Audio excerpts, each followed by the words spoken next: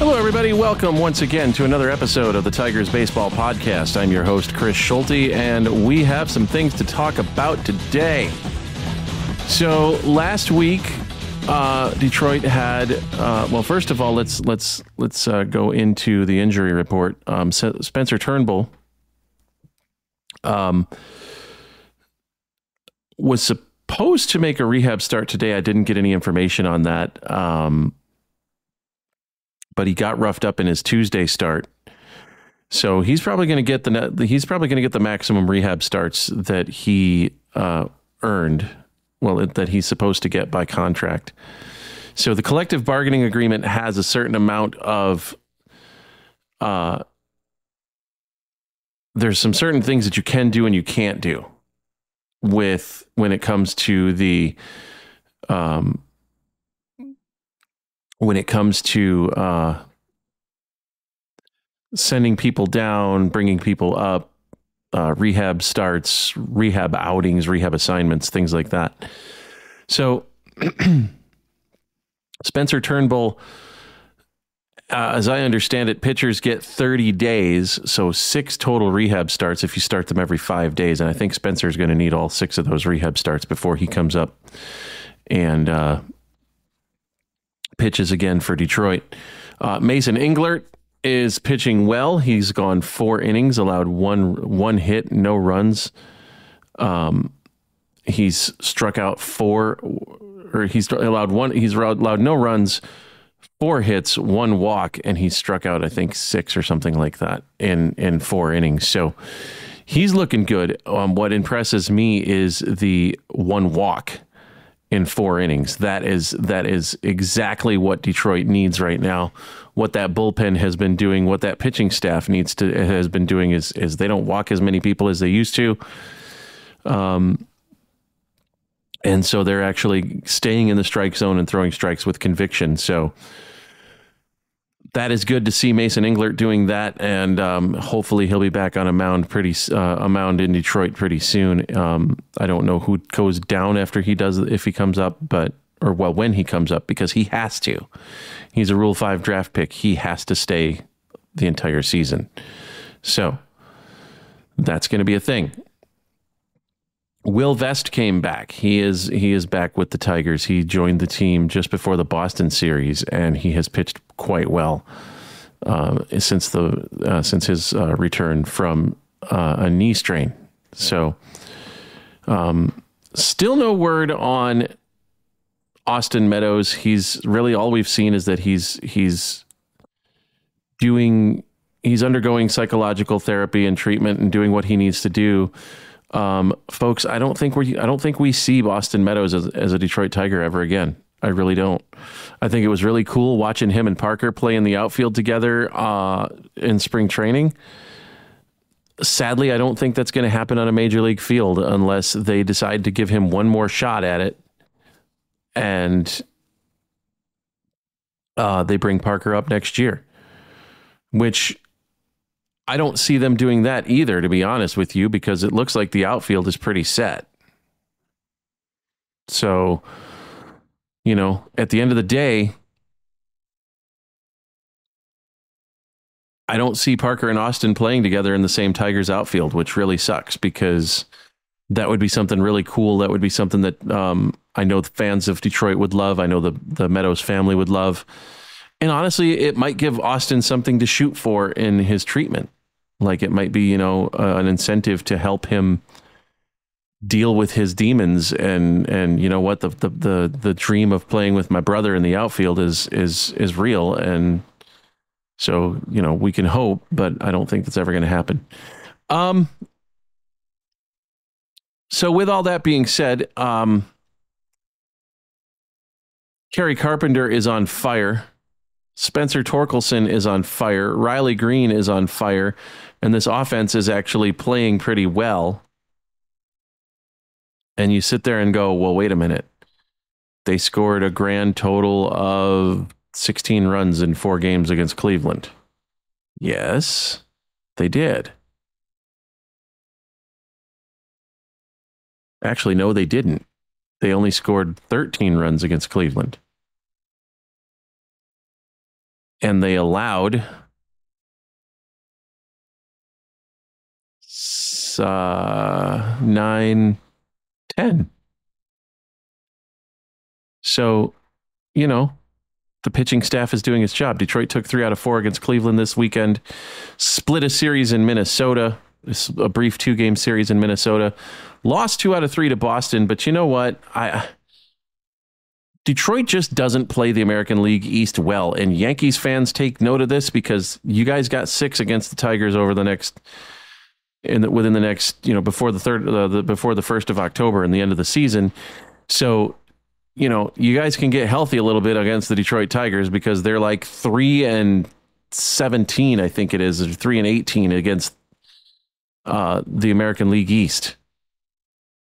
2 of those 3 wins came against Toronto. So, something to hang your hat on if you're a Yankees fan. With that 3-1 series win against Cleveland, that's 3 series against Cleveland that Detroit has won, and I do believe that also gives them the season series. So you're only playing 13 games now against your division opponents. And I do believe Detroit has just won that season series against Cleveland. They also won the season series against Minnesota. And I think they've clinched the season series against Kansas City. I think Detroit's got one more series against Kansas City. So, they're playing well in the division. There's a lot of positives to hang on this team. They've cut down their strikeouts this year. They've started walking. They've brought their walk rate up a little bit this year. Spencer Torkelson is hitting for power. Riley Green is hitting over 300. Kerry Carpenter is hitting for power. Kerry Carpenter has 17 home runs. Jake Rogers has 12 home runs, I think it is. 11 or 12.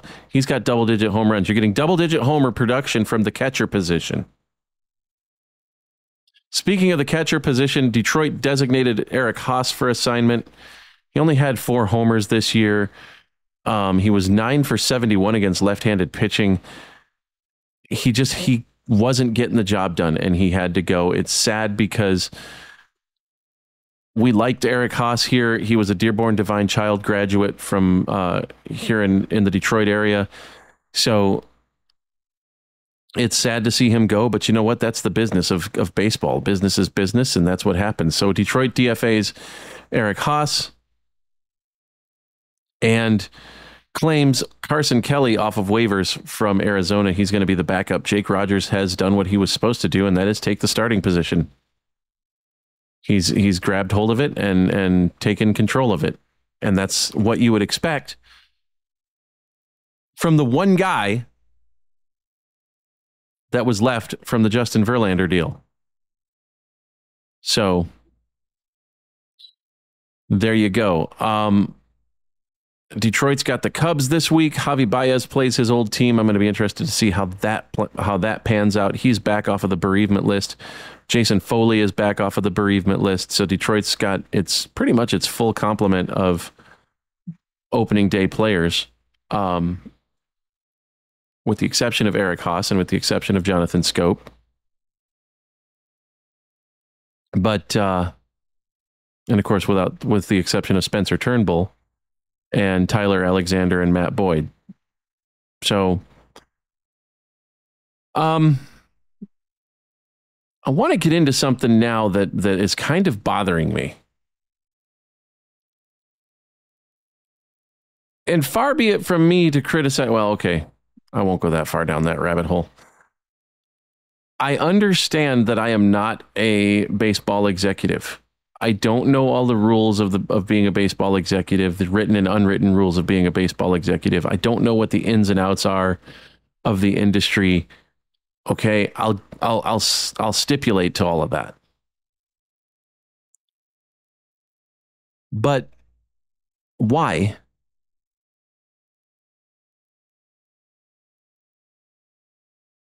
Is Riley Green, Spencer Torkelson, and Kerry Carpenter not signed to contract extensions?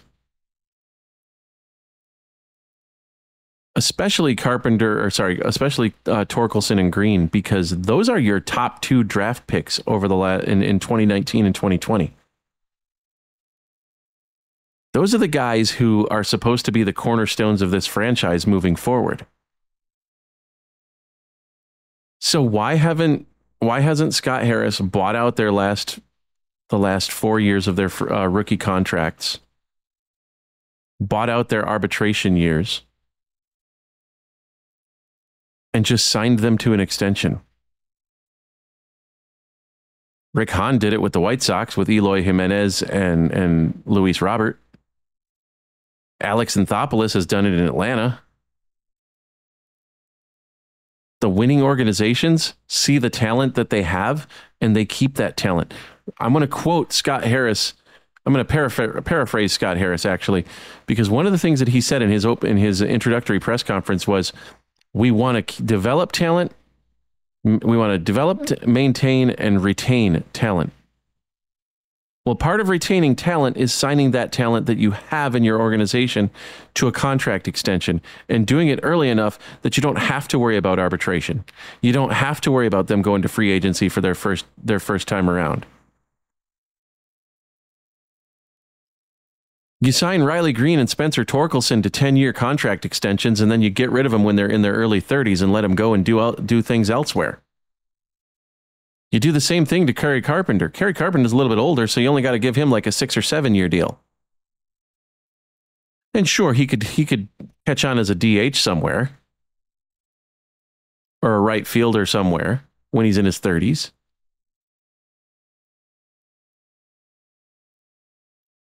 But you need to sign these guys. These guys need to stay in Detroit if Detroit is going to have a chance of contending. Why is he not doing this?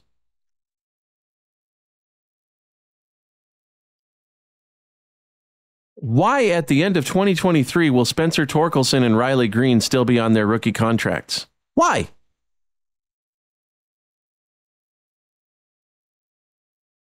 In what universe does this make sense? Oh, it's the business of baseball. No, it's not. Because the good teams, the winning teams, granted Chicago is not a winning team, but you look at Toronto, they've re-signed Bo Bichette, or not Bo Bichette. They've re-signed.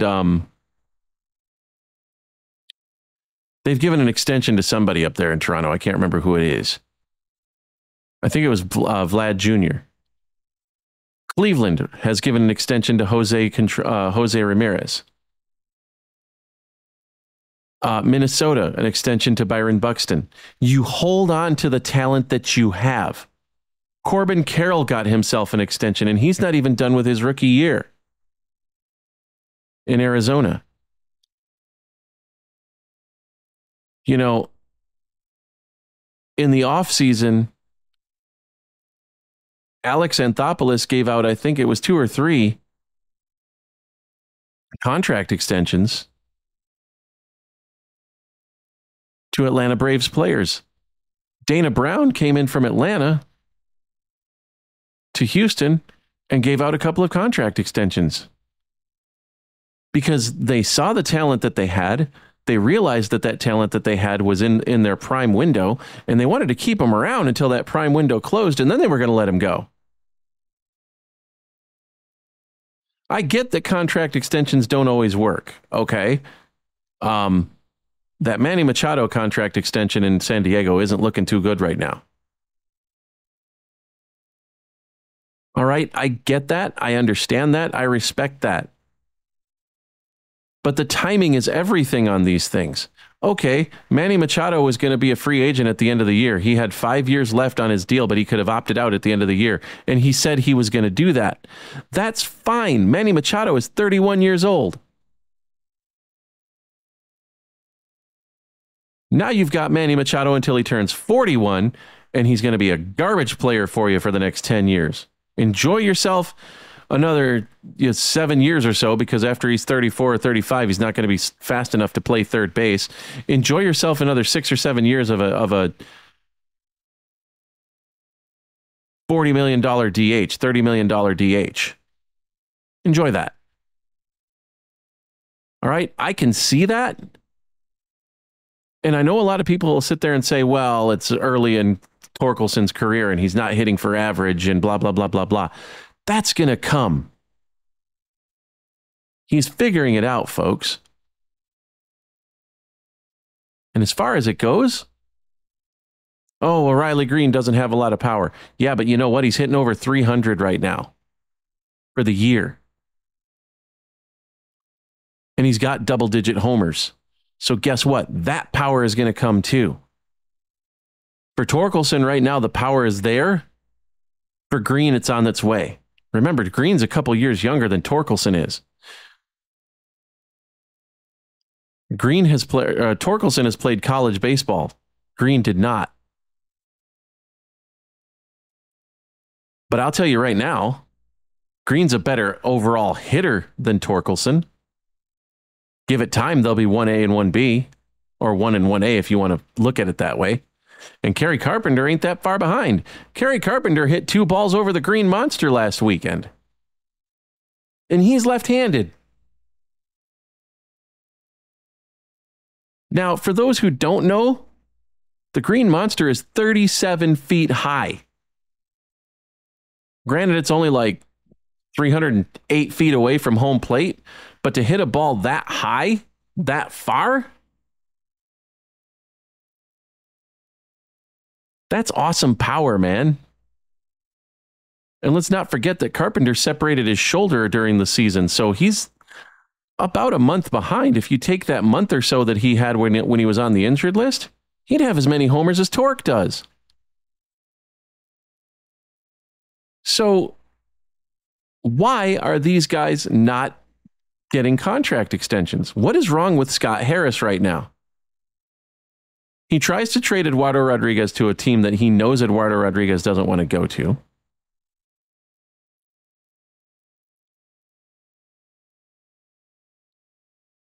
He hasn't signed his 3 best hitters to contract extensions. Is he waiting until Cabrera's money comes off the books? I don't see why. They sign a contract extension now that doesn't take effect until the end of the year, so his money will already be off the books. I don't get it. What am I missing?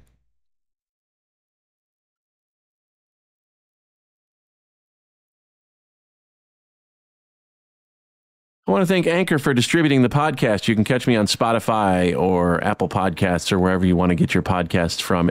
It's more fun to get me on the YouTube channel. If you actually subscribe to the YouTube channel, I actually get, if you actually do subscribe to the YouTube channel, the more subscribers I get, the closer I get to the ability to do live streaming and other things of that nature. And that would be fun. So if you're listening to me on the podcast, youtube.com/@TB podcast. If you're listening to me on YouTube, please like and rate the podcast and tell your friends so that we can get this thing going and I can get more subscribers so that I can actually stream this stuff live. Because that would be fun. So with all that, I want to say thank you again to Anchor and thank you so much to YouTube. If you want to catch me on Mastodon, you can. TB Podcast at Tweescake, TWEESECAKE.social. TWEESECAKE.social. So TB Podcast at Tweescake.social. You can also get me on Twitter at Podcast Tigers. You can email the show, tigersbaseballpodcast@gmail.com. It's the world's longest email address, and I'm proud of that. With that, I will say so long. Hopefully we will be back next week. If not, we'll be back in 2 weeks. Tigers have the Cubs this week. I think they wrap up their season series against Cleveland this week. They're at home for a couple of series, and we're going to enjoy that as much as we can. With that, I'm going to say thank you so much for listening, and go Tigers.